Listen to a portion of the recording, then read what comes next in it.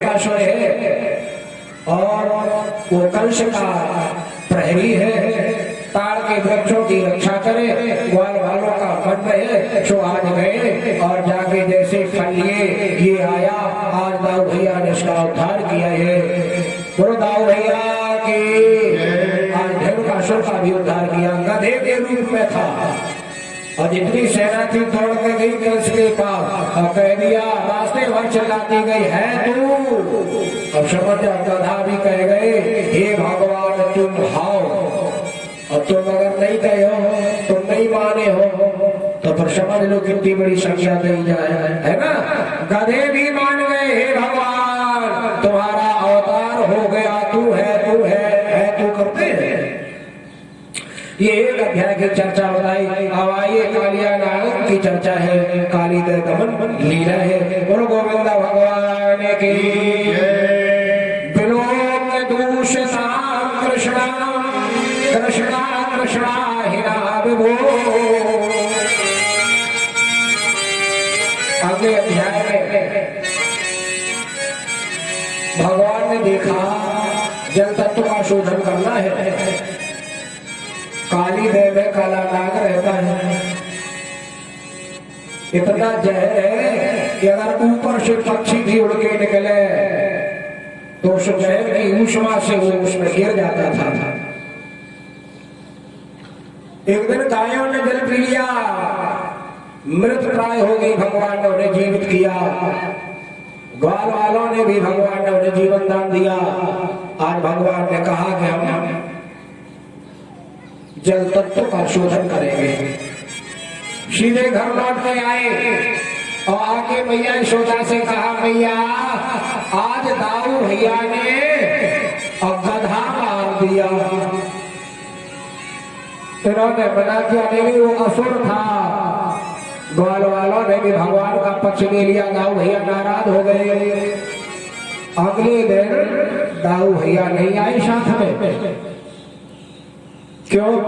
कन्हैया ने सोचा ये दाऊ भैया भी शेषा अवतार है, कहीं पक्ष न ले ले। आज इधर भगवान ने ग्वाल वालों से कहा चलो खेल खेल जाए, काली दह पे। ग्वाल वालों ने मना किया, नहीं भैया दूर खेलो चले, ये बहुत खतरनाक स्थान है। भगवान का नहीं यही खेल है। क्या? गेंद वाला।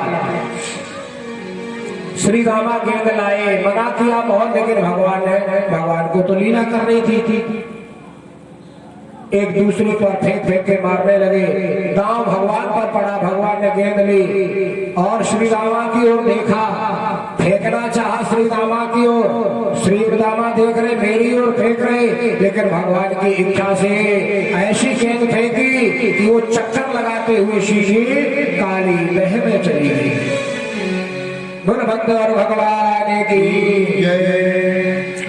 जो ग्वाल वाल भगवान के पलकों को निहारते हैं, भगवान की मुस्कान पर मुस्काते हैं, जो प्रेम में बंधे हैं। प्यारे भक्तों, भला वो ग्वाला जिद कर सकता है, कह सकता है कि हाँ चले जाओ काली दह में भगवान? नहीं। सुखदेव भगवान यहाँ कह रहे कि भगवान ने ऐसा कराया। एकाएक भगवान की इच्छा से श्री रामा कहने लगा, भैया हमें तो गेंद, हमें वही गेंद चाहिए। समझाया, उसने कहा नहीं। एकाएक भगवान कदम मारो, कदम पर चढ़ गए, पीता पर बांध लिया, बांसुरी खुरसुरी राधा रानी का स्मरण किया, हे राधा सुशरी का, किशोरी जी का, और स्मरण करते हुए काली देह में छलांग लगा दी। जो छलांग लगाई, इधर ग्वाल वालों की माया का संस्मरण हो गया। एकाएक तड़पने लगे, बेहाल हो गए, रोने लगे। महिलाओं में वृंदावन में सूचना पहुंची। मैया तो सुनते यशोदा धड़ाम से गिर गई, मूर्छित हो गई। नंद बाबा एकाएक तन की सुनी भूल बैठे, हाय ये क्या हो गया। और दाऊ भैया रहे, जो दाऊ भैया ने सुना सो बलदाऊ भैया काली दह की ओर नहीं भागे, सीधे मैया यशोदा नंद बाबा की ओर। हाय कहीं मैया कन्हैया के बेरे में प्राण न त्याग दे। इसीलिए भगवान ने छोड़ा था कि मैया को संभालना। आता भैया आए, भैया यशोदा को उठाया, गोद में लिया, मैया मैया होश आ गया। हाँ लाल, मेरा लाल कन्हैया कहाँ है? जो देखा दाऊ भैया को, भैया को बड़ा क्रोध आया। तुम बड़े भैया थे और तुम उसके साथ में गए, अगर साथ होते वो छोटा लाला है, देख लो काली दर में कूद गया, कौन रखा उसकी रक्षा करेगा? दाऊ भैया ने कहा नहीं नहीं भैया, लाला का कुछ नहीं होगा। दाऊ भैया जानते हैं ये भगवान है। अब मैया को तो दिख रहा मेरा बेटा है, लाल है। मैया ने कहा अब हम भी वहीं जाएंगे और उसी काली दर में कूद जाएंगे। दाऊ भैया रोक रहे लेकिन मैया नहीं मानी। मैया भागी तो नंदू मामा भागे और पूछे पीछे से पूरे वृंदावनवासी ग्वाल बाल गोप दौड़ते हुए, चिंघाड़ते हुए, रोते हुए तक आ गए, आवाज लगा रहे हैं मैया काली दर में कूदना चाहती है। दाऊ भैया कस के पकड़ लेते हैं, कूदने नहीं देते। मैया ठहरो, आ जाएगा। मूर्छित हो जाती मैया।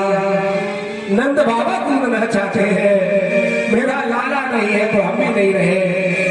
दाऊ भैया नंद बाबा को पकड़ लेते हैं,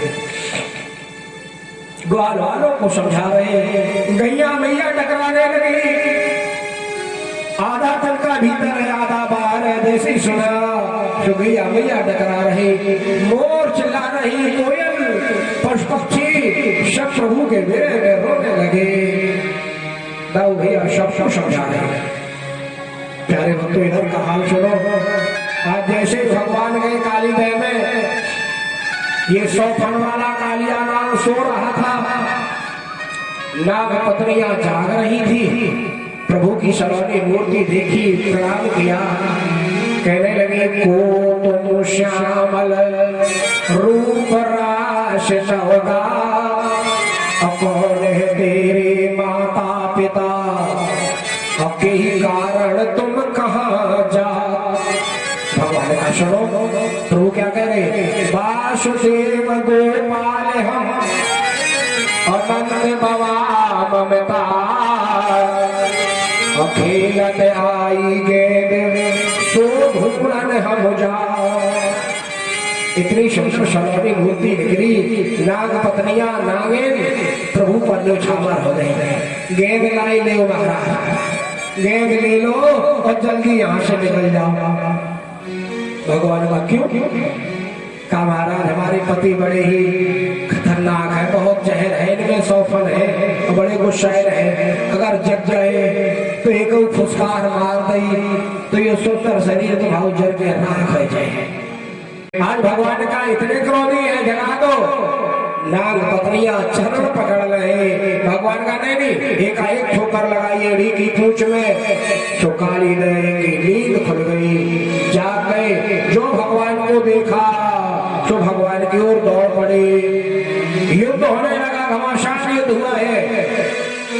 काली दर ने, काली नाग ने आज भगवान को लपेट लिया है, कसना चाहता है, इनकी हड्डी चूर चूर कर दे। भगवान के काय के लाए बावरे हो रहे हो, एक शरीर बढ़ाया सो काले नाग की नस नस ढीली हो गई, गिर गया। फन उठाता है भगवान, एड़ी से कचर देते हैं, एक एक फन को कचरा है। आज नतमस्तक हो गया है, मुख से खून निकलने लगा। रक्तम मुखैरुरुबमं नृपभग्न महात्रा। अब इनकी पत्नियों ने देखा है ये प्राण त्याग देंगे, हाथ जोड़ के खड़ी हुई। और देखो कितनी सुंदर बात कही, ये नहीं कहा इन्हें छोड़ दो, कहा ठीक कर रहे तो सही कर रहे, इनमें जहर है, इनमें खराबी है, संभाल रहे, सही कर रहे। क्या कह रही कि न्यायो ही दंडा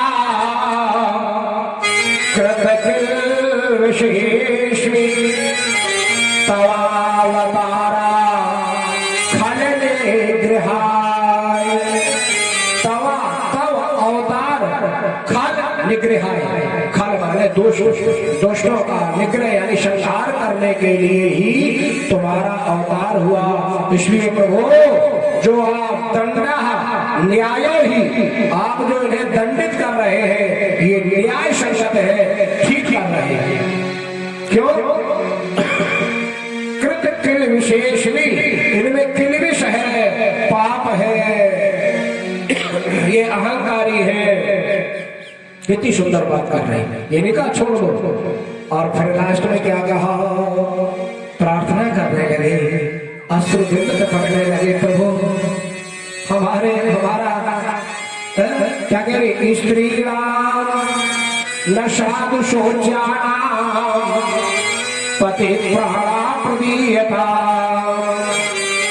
भगवान वेद का वाक्य सिद्ध कर देना। वेद में लिखा है जो साधु पुरुष होते हैं, जो महापुरुष होते हैं, जो सज्जन होते हैं, हाँ, वो कभी स्त्रियों की सोचनीय दशा नहीं बनाते। जो भला आदमी होता, अब सोचनीय दशा जानते हो कब? पुत्र मर जाए, चलो दूसरा हो जाएगा साल 2 साल में, बोलो है हो जाएगा। धन चला जाएगा, चलो फिर आ जाएगा 2-4 साल में। लेकिन मांग का अगर सिंदूर चला गया तो ये दोबारा वापस नहीं आएगा। ये सोचनीय दशा है। इसलिए जो संत होते हैं, महापुरुष होते हैं, जो साधु होते हैं, जो भले होते हैं, वो कभी ऐसी दशा नहीं बनाते हैं। ये दुष्टों का देखो, स्त्रियों पर 3 लोग ज्यादा हावी होते हैं, समझ लेना आप। हाँ, एक तो दुष्ट व्यक्ति की नजर गलत रहेगी, दूसरा सर्प भी इन्हीं को ज्यादा काटता है, तीसरा भूत भी इन्हीं को ज्यादा लगाता है। हाँ, और ये तीनों दोष है। इसलिए तो आज इन्होंने जब ये कहा सोचनीय दशा, देखो बुराई वाली बात नहीं है। आपको लगा हो हमारे यहाँ इन देवियों का बहुत ऊंचा स्थान है, ये भूल रहे हो, बताया था पाठक जी। हाँ बाबा जी, हमारे यहाँ लिखा है वेद में, यत्र नार्यस्तु पूज्यन्ते रमन्ते तत्र देवता। जहां नारियों का आदर होता है, देवियों का, वहां देवता वास करते हैं। पूज्यते का अर्थ या धनो की संध्या सवेरे श्रीमती जी की आरती उतारा, पूज्यते ने कहा, पूज्यते का वाचक अर्थ है, समझ लो क्या है? आदर सम्मान। जहां नारियों का, देवियों का सम्मान। अच्छा बोलो, क्यों ना हो सम्मान? अब हम आपसे पूछत है ना, मान लो आप 5000 रुपया कोई लेबर है, कोई नौकर रख लो, नौकर, अब उस पर काम कराना, और कभी कभी गुस्सा आ जाए तो 2-4 तमाचे लगा देना, करेगा काम? छोड़ के चला जाएगा? बड़े आए रंगवाज है, 2-4 अपशब्द कह देना, उल्टा लड़ जाएगा। और ये देवियां देखो, सेवा करे, कपड़ा धोए, प्रेस करे, बढ़िया बढ़िया भोजन बनाए, तुम्हें पहले खवाएं, खुद बाद में खाएं। जो पहले खाती थी आज वो तुम्हें खिला के खा रही, इतना बड़ा प्यार तुम कर सकते हो? कभी नहीं हो सकते इन देवियों के बराबरी के। देखो जब विवाह नहीं होता है तो कन्या घर में हो, पहली रोटी से वो खा लेगी, कोई मना करेगा? नहीं। हवाई जब बहू बन के आएगा फिर खाए वही है ना। तो कितना बड़ा त्याग, जो पहले खाती थी आज वो सबसे बाद में खा रही, तुम सबको खिला के खा रही, कितनी उच्च कोटि की। और सेवा करे, और तुम्हारी बातें सुनाए 10-5 है, सूखी सूखी रखवाजी तुम्हारी, समझे महाराज जी। इसलिए हाँ, तो ये महान है, ये लिखा हुआ है। और भोजन 8 स्वरूप बताए गए हैं। भोजनेषु माता जिस समय पत्नी, वही पत्नी जब भोजन कराती है तो माँ का भाव हो जाता है, हमारे लिए बचे है न बचे, लेकिन आप तृप्त हो जाओ। भोजनेश माता, सेवा में दासी का काम करे, सलाह में मंत्री का काम करे, खेल कूद में सहेली का काम करे, है? और तुम्हें धारण करे, मानी पुत्र पैदा करे। तुमको धारण किया तभी तो पुत्र हुआ। बोलो कितने गुण है इनमें, तुमने का एक गुण, इसलिए ये महान है। इसीलिए हमारे देश को एक और बात बताए, हमारा देश जो महान है, सर्वोपरि है विश्व में, वो इन्हीं माताओं की देन है। पुरुषों का कोई इसमें सहयोग नहीं है। अब बोलो, भारत को विश्व में भारत की डंका बजाने वाली, झंडा फहराने वाली ये देवियां हैं। क्यों? इन्हीं देवियों ने पुत्र पैदा किए, जिन पुत्रों को, जिन महात्माओं को क्या कहा गया? जगत गुरु। अब बोलो, भारत के महात्माओं को, भारत के महात्मा को जगत गुरु कहा गया। क्यों? अरे कहा जाता भारत गुरु, जगत गुरु। क्यों? इन देवियों के कहते हैं। अन्य देश की देवियां कैसी हैं और अपने देश की कैसी है, अब इशारे में समझ लेना। सब लोग पढ़े लिखे हैं। आपने देखा ही चीनी मिट्टी वालों का, जो सवेरे आया चाय ले मारा, है ना, ये भी मिट्टी का है। और एक मिट्टी का कुल्हड़ होता है, तो ये भी मिट्टी का। तो चीनी मिट्टी वाला सैकड़ों के मुख में जाएगा और अपने को पवित्र कहता है, और कुल्हड़ एक के मुख में लगेगा और फिर मरना स्वीकार करेगा, दूसरे के मुख में कुल्हड़ द्वारा चलत है। बस यही अंतर है। पाश्चात्य देशों की देवियां हैं, ये चीनी मिट्टी के प्याले के समान है, हजारों के मुख में लगती हैं। और यहाँ वो भोग की नगरी है, हमारे यहाँ आचरणवान है, एक के मुख में दोबारा नहीं। देख लो, मुगलों ने आक्रमण किया तो आपदाह आग जला के शकी हो गई, लेकिन स्पर्श नहीं कर पाए। इसीलिए आचरण है, ये संयम है, इन देवियों की महानता है, जिसके कारण आज हमारा देश सर्वोपरि है। इसलिए नारी निंदा ना करो, नारी जग की खान, नारी से पैदा भय ध्रुव प्रहलाद समान। इनमें कोई दोष ही नहीं है, समझे मैडम जी? तुम अगर दोष देखो तो कतई नहीं है। आप कहो क्यों? समझे ना, कस के तुम्हारी बात करेंगे, घबराओ नहीं। बोलो गोविंद भगवान की जय। देखा, जब कोई स्वतंत्र ना हो, अच्छा अब तो हमें परतंत्र कर दो हमें कब्जे में, है ना, तो हम तुम्हारी आधार से तो चलिए। बोलो है ऐसे ही देवियां स्वतंत्र है ही नहीं। क्या लिखा? बाल्ये पितुर वशे, इन्हीं तक का श्लोक है। जब तक विवाह ना आए हो किनके अधीन? माता पिता के, भैया के, अब ब्याह के बाद पति के। हाँ, जवानी में भरतरी पति, और बुढ़ापे पर लड़का बेटा के अधीन। स्त्री नाम न स्वतंत्रता, स्त्री को स्वतंत्र लिखा ही नहीं है, और जो स्वतंत्र है नहीं उसमें दोष आएगा। वो तो जिसके आश्रित है उसमें अगर दोष है तो उसमें आ जाएगा। जैसे कन्या जवान है, अगर खराबी आ जाए तो समझ जाना उनके माता पिता ने अनदेखी की है, समय का ध्यान नहीं रहा, इसलिए ये दोष उत्पन्न हुआ। जैसे मान लो हमें भूख लगी, ये भी सारे से समझना, भूख लगना, और हमने 9 बजे 10 बजे भोजन कर लिया, ठीक है। अब तुम अपने बेटा से, संतान से कहो बेटा 4 बजे करना, और तुम्हें भूख कब लगी? माने तुम्हें काम ने कब सताया, किस उम्र पे सताया? तुम्हें सताया तो सामने वाले को भी सताएगा, और तुमने उसका ध्यान नहीं दिया तो संसार में ये दोष लगेगा। कन्या का बिगड़े, समझ जाओ कि माता पिता का दोष, इन्होंने सही देखभाल नहीं की, अनदेखी की। 2 रुपए दिए, 10 रुपए का खर्चा कहां से आया? आपने पूछा नहीं। कमी किसकी? माता पिता की। पत्नी खराब हो जाए तो पति का दोष, तो बाबा जी हो जाए तो फिर पड़ता है पंडित जी से तो बात हुई भैया पाठक जी को भगवंत भगवान की जय।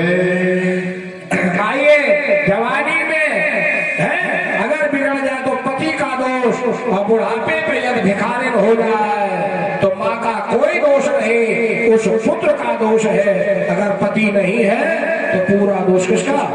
बेटे ने अनदेखी की तभी माँ भिखारी या जो भी है, समझ गए? इनमें कोई दोष नहीं। भाई बेल है टेढ़े बांस में चढ़ाओ, टेढ़ी सीधे पर। इसलिए आइए बोलो गोविंद भगवान की